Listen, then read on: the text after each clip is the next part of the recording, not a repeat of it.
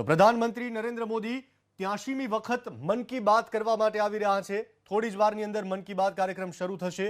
સંભવત આજે જે મુદ્દાઓ પર વાત પીએમ મોદી કરવાના છે તેમાં રોજગારીનો મુદ્દો હોઈ શકે, કૃષિ કાયદા જે ખેંચવામાં આવ્યા છે પરત તેને લઈને પીએમ મોદી વાત।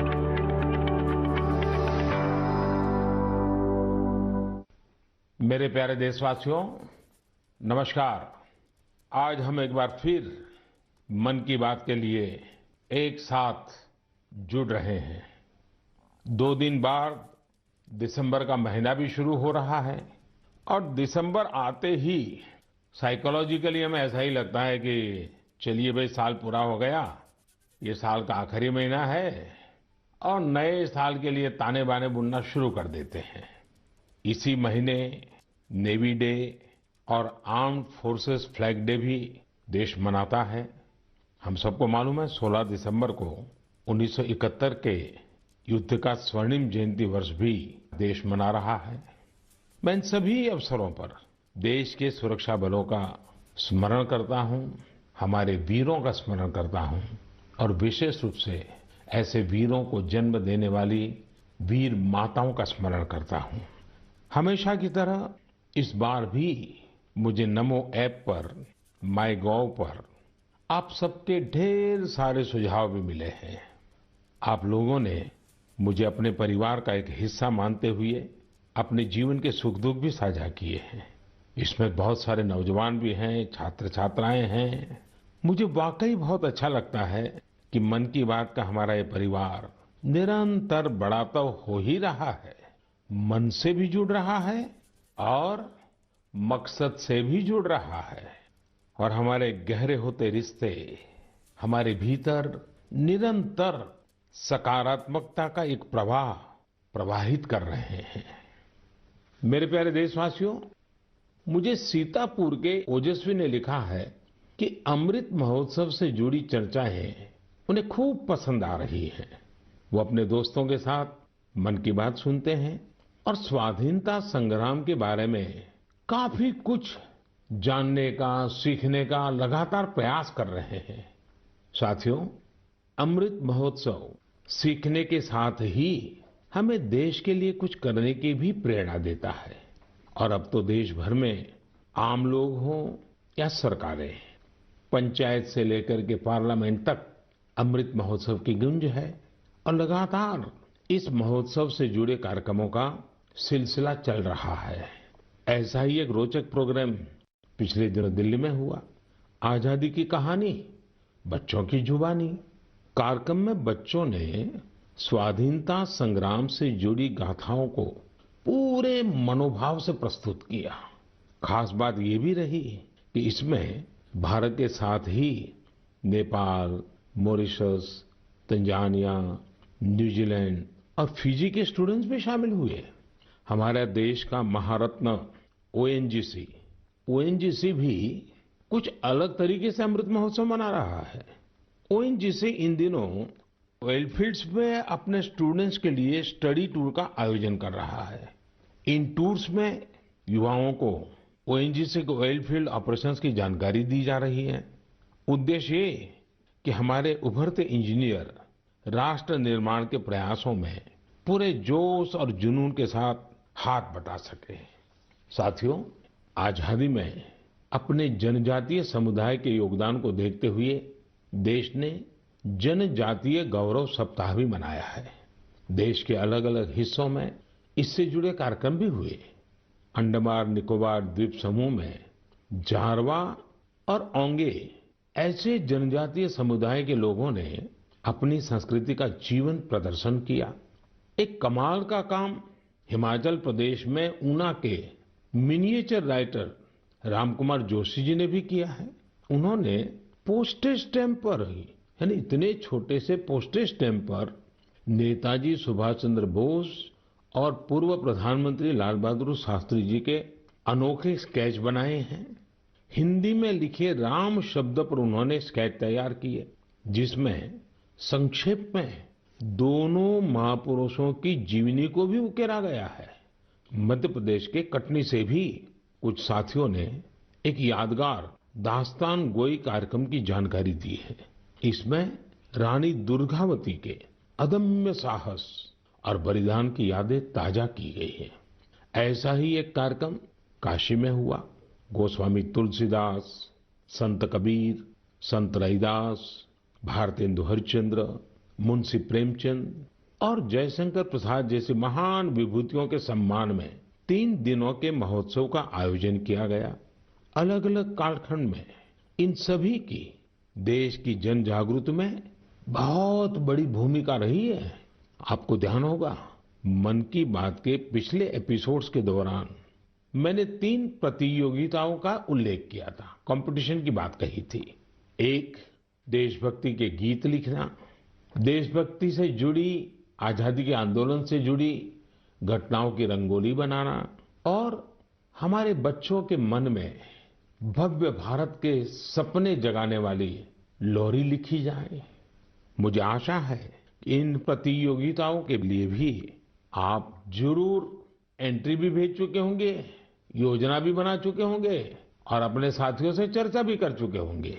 मुझे आशा है बढ़ चढ़ करके हिंदुस्तान के हर कोने में इस कार्यक्रम को आप जरूर आगे बढ़ाएंगे।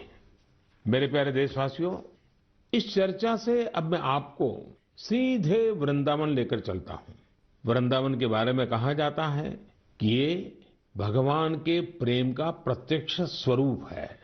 हमारे संतों ने भी कहा है, यह आशा धरी चित्त में, यह आशा धरी चित्त में, कहत जथा मति मोर, वृंदावन सुख रंग गौ, वृंदावन सुख रंग गौ, काहू न पायो और।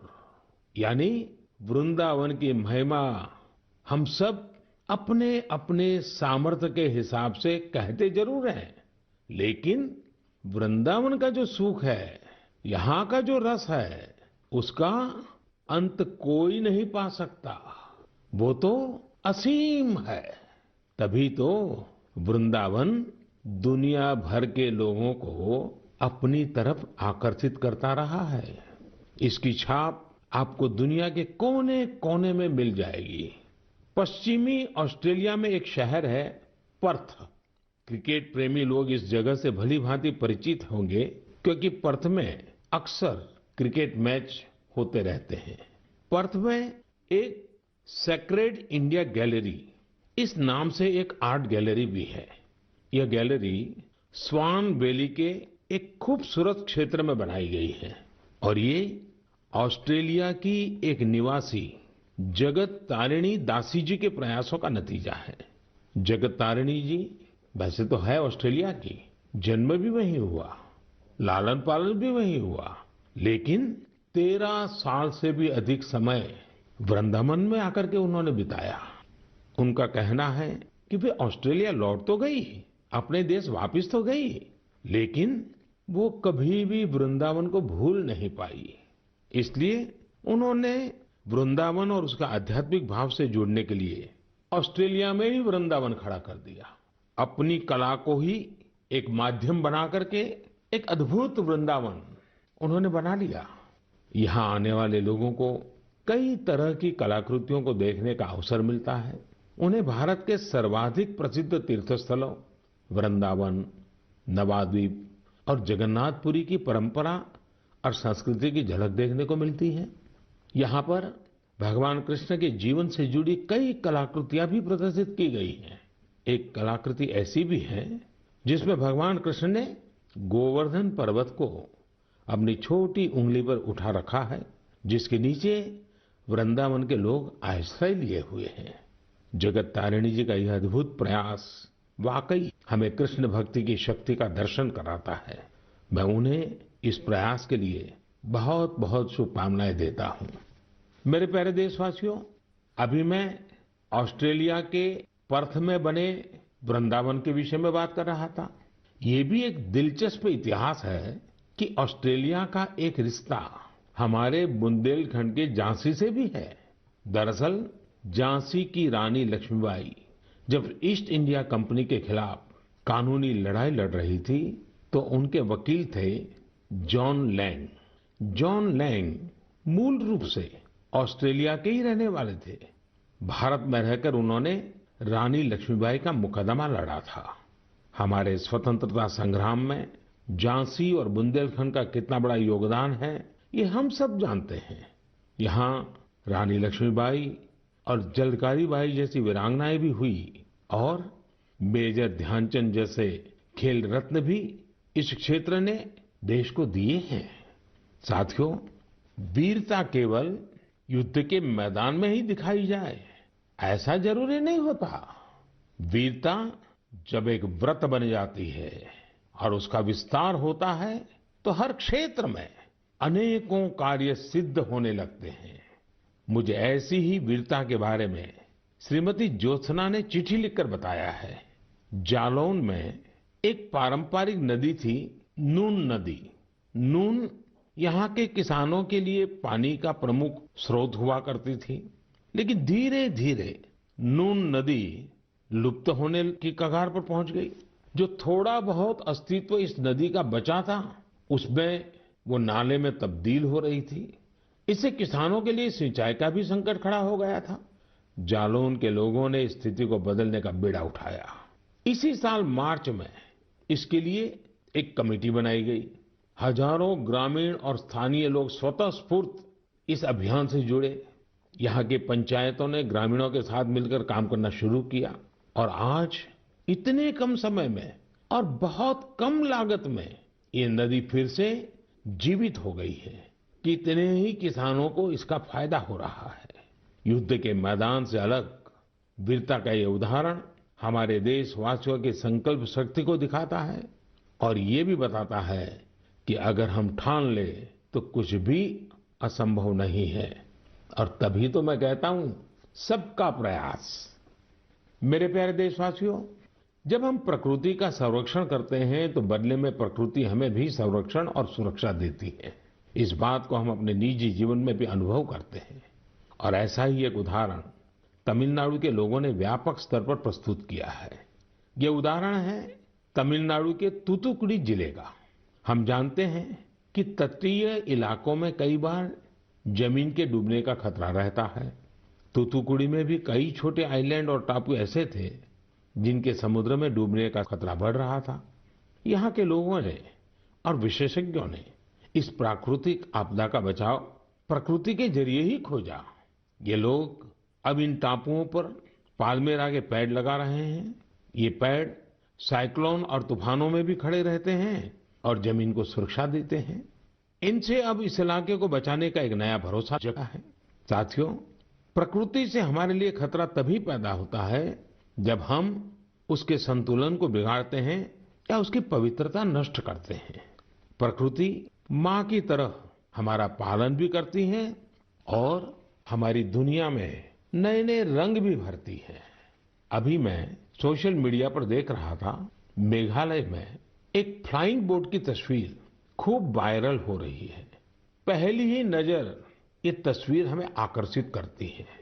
आप में से भी ज्यादातर लोगों ने इसे ऑनलाइन जरूर देखा होगा।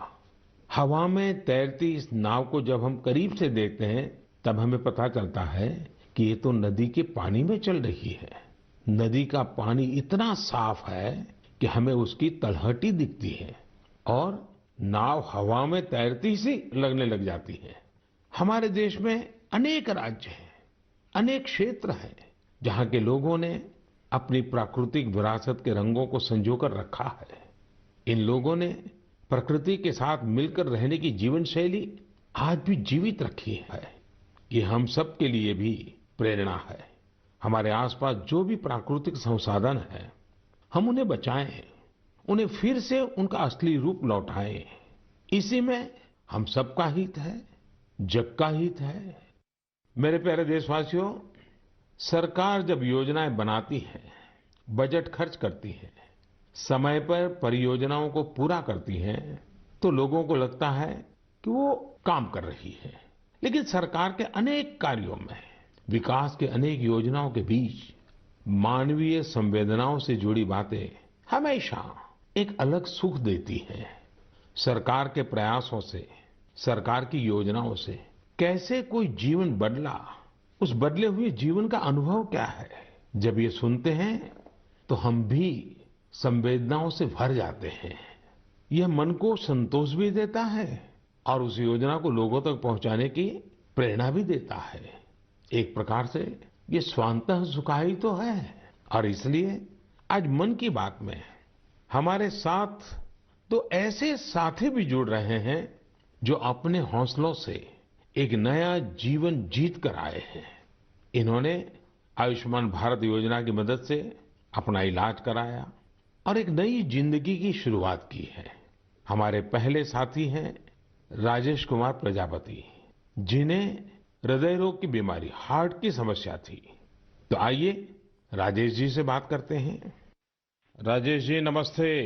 नमस्ते सर, नमस्ते। आपकी राजेश जी बीमारी क्या थी? फिर किसी डॉक्टर के पास गए होंगे, मुझे जरा समझाइए। स्थानीय डॉक्टर ने कहा होगा, फिर किसी और डॉक्टर के पास गए होंगे, फिर आप निर्णय नहीं करते होंगे या करते होंगे, क्या क्या होता था? जी, मुझे हार्ट में प्रॉब्लम सर आ गई थी। मेरे सीने में जलन होती थी सर। फिर मैंने डॉक्टर को दिखाया। डॉक्टर ने पहले तो बताया हो सकता बेटा तुम्हारे एसिड होगी। तो मैंने काफी दिन एसिड की दवाई कराई। उससे जब मुझे फायदा नहीं हुआ, फिर डॉक्टर कपूर को दिखाया। तो उन्होंने कहा बेटा तुम्हारे जो लक्षण है उससे एंजियोग्राफी से पता चलेगा। फिर उन्होंने रेफर किया मुझे श्री राममूर्ति में। उनसे मिले हम अमरीश अग्रवाल जी से, तो उन्होंने मेरी एंजियोग्राफी करी। फिर उन्होंने बताया कि बेटा ये तो तुम्हारी नस ब्लॉकेज है। तो हमने कहा सर ये किसमें कितना खर्चा आएगा? उन्होंने कहा कार्ड है आयुष्मान वाला जो पीएम जी ने बनवा के दिया। तो हमने कहा सर है हमारे पास है, और सारा इलाज उसी कार्ड से हुआ है सर। और जो आपने ये बनाया है कार्ड, बहुत ही अच्छी तरीके से आप गरीब आदमियों के लिए बहुत सहूलियत है इससे। और आपका कैसे मैं धन्यवाद करूं। आप करते क्या है राजेश जी? सर मैं इस समय तो प्राइवेट नौकरी करता हूं सर। और आयु कितनी है आपकी? मेरी 49 साल है सर। इतनी छोटी आयु में आपको हार्ट का ट्रबल हो गया? हाँ जी सर, क्या बताएं आप। आपके परिवार में भी पिताजी को या किसी माताजी को या इस प्रकार का पहले रहा है कि? नहीं सर, किसी को नहीं था सर। ये पहला है हमारे साथ ही हुआ है। ये आयुष्मान कार्ड भारत सरकार या कार्ड देती है गरीबों के लिए, एक बहुत बड़ी योजना है। तो ये आपको पता कैसे चला? सर ये तो इतनी बड़ी योजना है, गरीब आदमी बहुत इससे बेनिफिट मिलता है। वो इतना खुश है सर। हमने तो हॉस्पिटल में देखा कि इस कार्ड से कितना लोगों को सहूलियत मिलती है। जब डॉक्टर से कहता कार्ड मेरे पास है सर, तो डॉक्टर कहता ठीक वो कार्ड लेके आइए, मैं उसी कार्ड से आपका इलाज कर दूंगा। अच्छा, कार्ड न होता तो आपको कितना खर्चा बोला था डॉक्टर ने? डॉक्टर साहब ने कहा था बेटा इसमें बहुत सारा खर्चा आएगा बेटा, अगर कार्ड नहीं होगा। तो मैंने कहा सर कार्ड तो है मेरे पास। तो उन्होंने कहा तुरंत आप दिखाइए। तो हमने तुरंत दिखाया, उसी कार्ड से सारा इलाज मेरा किया गया। मेरे एक पैसा नहीं कर चुका। सारी दवाइयाँ भी उसी कार्ड से निकाली गई हैं। तो राजेश जी आपको अभी संतोष है, तबीयत ठीक है? जी सर, आपका बहुत बहुत धन्यवाद सर। और आपकी उम्र भी इतनी लंबी होगी, हमेशा सत्ता में ही रहे। हमारे परिवार के लोग भी आपसे इतना खुश हैं, हम क्या कहें आपसे। राजेश जी आप मुझे सत्ता में रहने की शुभकामना मत दीजिए। मैं आज भी सत्ता में नहीं हूँ और भविष्य में भी सत्ता में जाना नहीं चाहता हूँ। मैं सिर्फ सेवा में रहना चाहता हूँ। मेरे लिए ये पद, ये प्रधानमंत्री, सारी चीजें ये सत्ता के लिए है ही नहीं भाई, सेवा के लिए है। सेवा ही तो चाहिए हम लोगों को, और क्या। देखिए गरीबों के लिए ये आयुष्मान भारत योजना ये अपने आप में जी सर बहुत बढ़िया चीज है। लेकिन देखिए राजेश जी आप हमारा एक काम कीजिए, करेंगे? जी बिल्कुल करेंगे सर। देखिए होता क्या है कि लोगों को इसका पता नहीं होता है। आप एक जिम्मेवारी निभाइए। ऐसे जितने गरीब परिवार हैं आपके आसपास, उनको अपनी ये कैसे आपको लाभ हुआ, कैसे मदद मिली, ये बताइए। बिल्कुल बताएंगे सर। और उनको कहिए कि वे भी ऐसा कार्ड बनवा ले, ताकि परिवार में पता नहीं कब क्या मुसीबत आ जाए। और आज गरीब दवाई के कारण परेशान रहे, ये तो ठीक नहीं है। अब पैसों के कारण वो दवाई न ले या बीमारी का उपाय न करे, तो ये भी बड़ी चिंता का विषय है। और गरीब को तो क्या होता है, जैसे आपको हार्ट का प्रॉब्लम हुआ तो कितने महीने तक आप काम ही नहीं कर पाए होंगे। अब तो 10 कदम नहीं चल पाते, जीना नहीं चल पाते थे सर। बस तो आप राजेश जी मेरे एक अच्छे साथी बनके जितने गरीबों को आप ये आयुष्मान भारत योजना के संबंध में समझा सकते हैं, वैसे बीमार लोगों की मदद कर सकते हैं। देखिए आपको भी संतोष होगा और मुझे बहुत खुशी होगी कि चलिए भाई एक राजेश जी की तबीयत तो ठीक हुई, लेकिन राजेश जी ने सैकड़ों लोगों की तबीयत ठीक करवा दी। ये आयुष्मान भारत योजना ये गरीबों के लिए है, मध्यम वर्ग के लिए है, सामान्य परिवारों के लिए है। तो घर घर इस बात को पहुंचाएंगे आप? बिल्कुल पहुंचाएंगे सर। हम तो वहीं 3 दिन रुके ना हॉस्पिटल में सर, तो बेचारे बहुत लोग आए, सारी सुविधाएं उनको बताई, कार्ड होगा तो फ्री में हो जाएगा। चलिए राजेश जी, आप अपने आप को स्वस्थ रखिए, थोड़ी शरीर की चिंता करिए, बच्चों की चिंता कीजिए और बहुत प्रगति कीजिए। मेरी बहुत शुभकामनाएं हैं आपको। साथियों, हमने राजेश जी की बातें सुनी। आइए अब हमारे साथ सुख देवी जी जुड़ रही हैं। घुटनों की समस्या ने उन्हें बहुत परेशान कर दिया था। आइए हम सुख देवी जी से पहले उनके दुख की बात सुनते हैं और फिर सुख कैसे आया वो समझते हैं। सुख देवी जी नमस्ते, आप कहाँ से बोल रही हैं? दाऊदपुरा से। कहाँ पड़ता है ये? मथुरा में। मथुरा में। फिर तो सुख देवी जी आपको नमस्ते भी कहना है और साथ साथ राधे राधे भी कहना होगा। हाँ, राधे राधे। अच्छा, हमें सुना कि आपको तकलीफ हुई थी, आपका कोई ऑपरेशन हुआ, जरा बताएंगे क्या बात है? हाँ, मेरा घुटना खराब हो गया था तो ऑपरेशन हुआ है मेरा प्रयाग हॉस्पिटल में। आपकी आयु कितनी है सुख देवी जी? उम्र 40 साल। 40 साल और सुखदेव नाम, और सुखदेवी को बीमारी हो गई? बीमारी तो मुझे 15-16 साल से लग गई। अरे बाप रे, इतनी छोटी आयु में घुटने आपके खराब हो गए?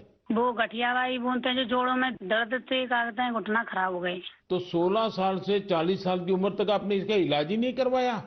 नहीं करवाया था। दर्द की दवाई खाते रहे, छोटे मोटे डॉक्टरों ने कहते, देसी दवाई है, वैसी दवाई है, थैला छाप डॉक्टरों ने कहते, उनसे घुटना चलवे पे ही खराब हो गई। 1-2 किलोमीटर पैदल चली मैं तो घुटना खराब हो गई मेरी। तो सुखदेव जी ऑपरेशन का विचार कैसे आया? उसके पैसों का क्या प्रबंध किया, कैसे बना ये सब? मैंने वो आयुष्मान कार्ड से इलाज करवाया है। तो मैंने आपको आयुष्मान कार्ड मिल गया था? हाँ। और आयुष्मान कार्ड से गरीबों को मुफ्त में उपचार होता है, पता था? स्कूल में मीटिंग हो रही थी, माँ से हमारे पति को पता चला तो कार्ड बनवाया मेरे नाम से। हाँ। फिर इलाज करवाया कार्ड से और मैंने कोई पैसा नहीं लगाया। कार्ड से ये इलाज हुआ है मेरा, खूब बढ़िया इलाज हुआ है। अच्छा, डॉक्टर ने पहले अगर कार्ड न होता तो कितना खर्चा बताते थे? 2.5 लाख रुपए, 3 लाख रुपए। 6-7 साल से पड़ी हूँ खाट में। ये कहती थी ये भगवान मुझे ले तो मुझे नहीं जीना। 6-7 साल से खाट में थी? बाप रे बाप। हाँ। ओहो। बिल्कुल उठा बैठा नहीं जाते, बच्चे बैठाते। तो अभी आपका घुटना पहले से अच्छा हुआ है? मैं खूब घूमती हूँ, फिरती हूँ, किचन का काम करती हूँ, घर का काम करती हूँ, बच्चन को खाना बना के देती हूँ। तो मतलब आयुष्मान भारत का कार्ड आपको सचमुच में आयुष्मान बना दिया। बहुत बहुत धन्यवाद। आपकी योजना की वजह से ठीक हो गई, अपने पैरों पे खड़ी हो गई। तब तो बच्चों को भी आनंद आता होगा। हाँ जी, बच्चों को तो बहुत भी परेशानी होती थी। अब माँ परेशान है तो बच्चा भी परेशान है। देखिए, हमारे जीवन में सबसे बड़ा सुख हमारा स्वास्थ्य ही होता है। ये सुखी जीवन सबको मिले, यही आयुष्मान भारत की भावना है।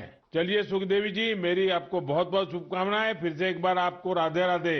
राधे राधे, नमस्ते। मेरे प्यारे देशवासियों, युवाओं से समृद्ध हर देश में 3 चीजें बहुत मायने रखती हैं और वही तो कभी कभी युवा की सच्ची पहचान बन जाती है।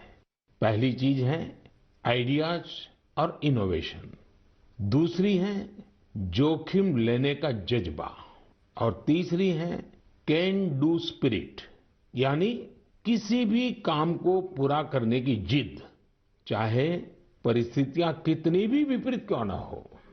जब ये तीनों चीजें आपस में मिलती हैं तो अभूतपूर्व परिणाम मिलते हैं, चमत्कार हो जाते हैं। आजकल हम चारों तरफ सुनते हैं स्टार्टअप स्टार्टअप स्टार्टअप। सही बात है, ये स्टार्टअप का युग है और ये भी सही है कि स्टार्टअप की दुनिया में आज भारत विश्व में एक प्रकार से नेतृत्व कर रहा है।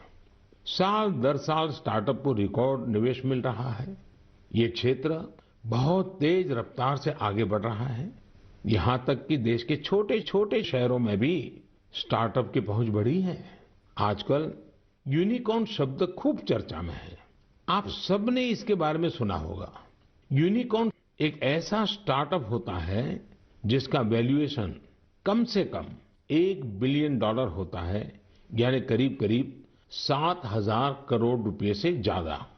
साथियों, साल 2015 तक देश में बमुश्किल 9 या 10 यूनिकॉर्न हुआ करते थे।